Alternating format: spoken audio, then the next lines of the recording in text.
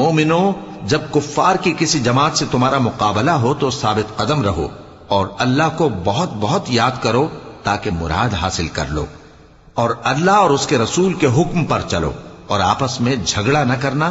کہ ایسا کرو گے تو تم بزدل ہو جاؤ گے اور تمہاری ہوا اکھڑ جائے گی، اور صبر سے کام لو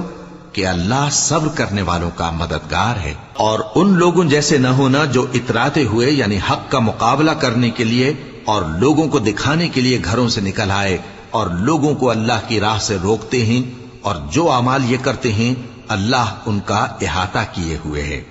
اور جب شیطان نے ان کے اعمال ان کو آراستہ کر دکھائے اور کہا کہ آج کے دن لوگوں میں سے کوئی تم پر غالب نہ ہوگا اور میں تمہارا رفیق ہوں، لیکن جب دونوں فوجیں ایک دوسرے کے مقابل صف آرا ہوئیں تو پسپا ہو کر چل دیا اور کہنے لگا کہ مجھے تم سے کوئی واسطہ نہیں، میں تو ایسی چیزیں دیکھ رہا ہوں جو تم